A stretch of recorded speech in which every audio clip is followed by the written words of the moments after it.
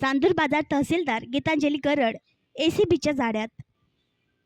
अमरावती जिल्ह्यातील महसूल विभागाचा भ्रष्टाचाराचा भांडाफोड सुरू असून आधी अमरावती शहराचे तहसीलदार विजय लोखंडे यांना एका लेआउट प्रकरणात निलंबित केल्यानंतर आज चांदूर बाजार तहसीलदार गीतांजली नामदेवराव गरड यांच्यासह खासगी इसम किरण बेलसरे यांच्या विरोधात अमरावती लाचलुचपत विरोधी पथकाने कारवाई केली असून चांदूर बाजार पोलिसात गुन्हा दाखल करण्याची प्रक्रिया सुरू आहे।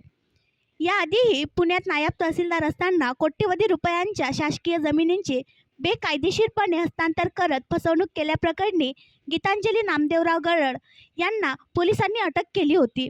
थोडक्यात हकीकत यातील तक्रारदारांनी दिनांक 28 मार्च 2024 रोजी तक्रार दिली की त्यांच्या वडिलांची नावे असलेल्या शेतीचे वाटणीपत्रानुसार फेरफार करण्याबाबतचा आदेश काढून देण्याकरिता श्री किरण बेलसरे लिपिक तहसीलदार कार्यालय चांदूर बाजार जिल्हा अमरावती यांनी स्वतःकरिता व तहसीलदार श्रीमती गरड यांच्याकरिता 25,000 रुपये लाचेची मागणी करत होते।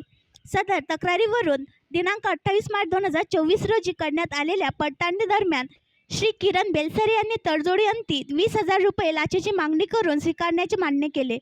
तसेच दिनांक 8 मे 2024 रोजी करण्यात आलेल्या पडताळणी दरम्यान श्रीमती गीतांजली गरड तहसीलदार चांदूर बाजार जिल्हा अमरावती यांचे श्री किरण बेलसरे खाजगी इसम यांना लाच देण्यास प्रोत्साहन असल्याचे निष्पन्न झाले आहे। वरून नमूद दोन्ही आरोपीविरुद्ध पोलीस स्टेशन चांदूर बाजार अमरावती ग्रामीण येथे भ्रष्टाचार प्रतिबंध अधिनियम 1988 अन्वये गुन्हा दाखल करण्याची प्रक्रिया सुरू आहे। सदरची कारवाई ही माननीय श्री मारुती जगताप पोलीस अधीक्षक लाचलुचपत प्रतिबंधक विभाग अमरावती यांच्या मार्गदर्शनाखाली पार पडली।